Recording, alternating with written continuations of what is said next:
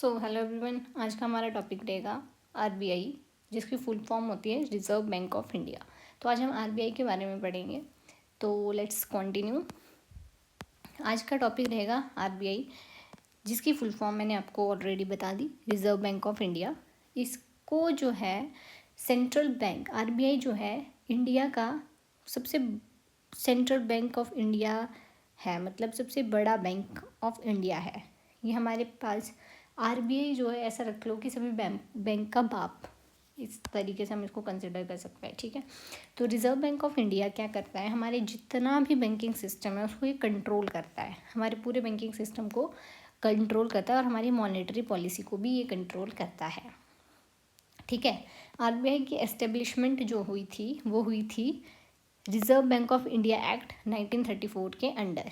ठीक है, और इसने जो है स्टार्ट किया है अपना वर्किंग स्टार्ट एस्टेब्लिशमेंट किया गया था इसका reserve bank of India act 1934 के अंडर, और इसने अपना काम करना शुरू किया है 1 अप्रैल 1935 से। ठीक है, और आरबीआई जो है नेशनलाइज हुआ है हमारे पास कब, 1 जनवरी 1949 को। ठीक है, काम करना शुरू किया इसने 1 अप्रैल 1935 पे, और नेशनलाइज हुआ है आरबीआई हमारे पास 1 जनवरी 1949 में। और इसका जो हेडक्वार्टर है वो है हमारे पास मुंबई, इंडिया में। ठीक है, करंट जो गवर्नर हैं अभी आरबीआई के, मिस्टर संजय मल्होत्रा। ठीक है, जो 26 गवर्नर है, और इन्होंने जो ऑफिस है दिसंबर 2024 में इन्होंने ज्वाइन किया था, और ये हमारे पास गवर्नर है आई थिंक 3 ईयर्स के लिए, बाकी तुम चेक कर लेना इसको। ठीक है, नेक्स्ट है हमारे पास स्ट्रक्चर ऑफ आरबीआई। आरबीआई का स्ट्रक्चर कैसा होता है, हमारे पास आरबीआई में एक होता है गवर्नर, 4 होते हैं हमारे पास डिप्टी गवर्नर।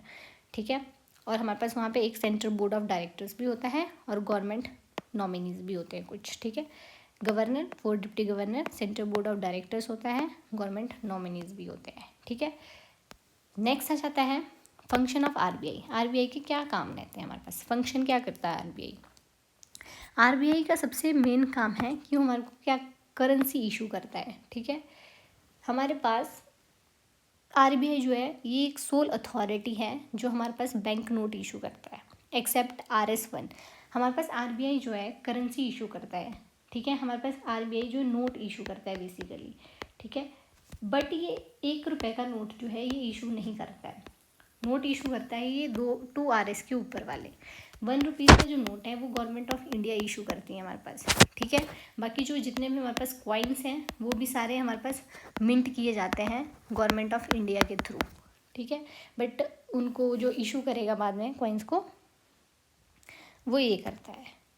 ठीक है, फिर नेक्स्ट आ जाता है बैंक ऑफ गवर्नमेंट।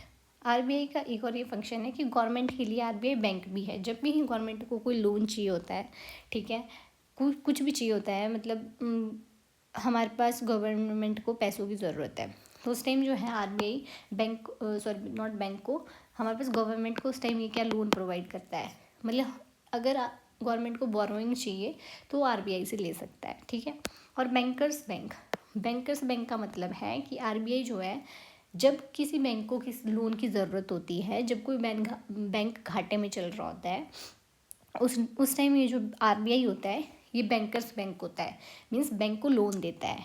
ठीक है, जब भी बैंक किसी ऐसी क्राइसिस सिचुएशन में पहुंच जाता है, जब वो डूबने की कगार पे पहुंच जाता है, उस टाइम ये एज अ बैंकर्स बैंक उनको हेल्प करता है। ठीक है, और ये कंट्रोलर ऑफ क्रेडिट होता है। कंट्रोलर ऑफ क्रेडिट मतलब मनी सप्लाई को कंट्रोल करता है ये। ठीक है, कि इकोनॉमी में बहुत ज़्यादा मनी ना सप्लाई कर जाए, बहुत ज़्यादा इन्फ्लेशन ना बढ़ जाए, तो उसको कंट्रोल करके रखता है।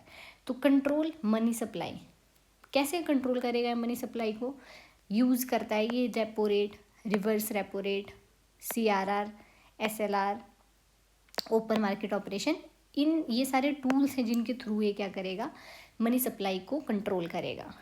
ठीक है, अभी ये repo rate, reverse repo rate, CRR, SLR ये क्या होता है, ये नेक्स्ट वीडियो में मैं आपको डिटेल में समझाऊंगी एक एक टर्म को लेके। ठीक है, नेक्स्ट आ जाता है कस्टोडियल ऑफ फॉरेन एक्सचेंज। हमारे पास जो फॉरेन एक्सचेंज होते हैं, फॉरेक्स रिजर्व जो होते हैं, उसका कस्टोडियल भी होता है, ये उनको रिजर्व करके रखता है। ठीक है, नेक्स्ट आ जाता है हमारे पास इसी में ये मॉनेटरी पॉलिसी को भी कंट्रोल करता है। आरबीआई हमारी मॉनेटरी पॉलिसी को भी कंट्रोल करता है। कैसे, प्राइस स्टेबिलिटी बना के, इन्फ्लेशन को कंट्रोल करके, इकोनॉमी को ग्रो करके, तो ये मॉनेटरी पॉलिसी को कंट्रोल करता है, ठीक है। और ये आरबीआई एक्ट के अंडर ही हमारे पास मॉनेटरी पॉलिसी कमेटी को भी फॉर्म करते हैं हम, ठीक है, जिसका काम होता है इंटरेस्ट रेट को डिटरमाइन करना। ये हमारे पास डिसाइड करती है रेपो रेट कितना होगा, इंटरेस्ट मतलब इंटरेस्ट रेट कितना होगा किस चीज़ पे, तो ये काम होता है मॉनेटरी पॉलिसी कमेटी का, जिसकी एस्टेब्लिशमेंट किसके अंडर होती है, आरबीआई एक्ट 1934 के अंडर, ठीक है। अब फिर हमारे पास ऑब्जेक्टिव क्या है, आरबीआई बनाया क्यों गया, आरबीआई क्या काम है आरबीआई का, तो आरबीआई का काम यही है कि वो कंट्रोल बना रखे, हमारे पास इन्फ्लेशन ना हो जाए कंट्री में ज़्यादा, उसको कंट्रोल करे, इंश्योर करे, फाइनेंशियल स्टेबिलिटी को मेंटेन करके रखे, इकोनॉमिक ग्रोथ को मेंटेन करके रखे, बैंकिंग सिस्टम को रेगुलेट करे अच्छे से, करेंसी को मैनेज करे अच्छे से। तो ये ऑब्जेक्टिव होते हैं कुछ आरबीआई के, ठीक है। हमारे पास टूल्स, अब ये सारी चीज़ें किस चीज़ के थ्रू कंट्रोल करेगा, तो कुछ एक टूल्स है जिनके थ्रू ये सारी चीज़ें मेंटेन करके रखेगा, जिनको हम बोलते हैं क्वांटिटेटिव टूल, और हमारे पास होते हैं क्वालिटेटिव टूल। अब उसमें क्या आ जाता है, repo rate, reverse repo rate, bank rate, CRR, SLR, open market operation, और क्वांटिटेटिव टूल्स होते हैं जैसे क्रेडिट राशनिंग और moral suasion and selective credit control. तो ये कुछ टूल्स हैं जिनके थ्रू आरबीआई जो है ऑब्जेक्टिव ऑफ आरबीआई को अचीव करता है, ठीक है। तो अब रेपो रेट क्या होता है, रिवर्स रेपो रेट क्या होता है, ये सारी चीज़ें मैं आपको नेक्स्ट उसमें बताऊंगी वीडियो में, जिसमें मैं सिर्फ इनको ही एक्सप्लेन करूंगी, क्वांटिटेटिव टूल्स को और क्वालिटेटिव टूल्स को अच्छे से, ठीक है। तो basically repo rate, reverse repo rate, bank rate, ये हम आगे वाले चैप्टर में आने को पढ़ेंगे। सीआरआर होता है कैश रिजर्व रेशो, और एसएलआर होता है स्टैट्यूटरी लिक्विडिटी रेशो, इसको हम नेक्स्ट वीडियो में पढ़ेंगे। So that's all about RBI. अगर आपको वीडियो अच्छी लगी हो, please do like, share and don't forget to subscribe.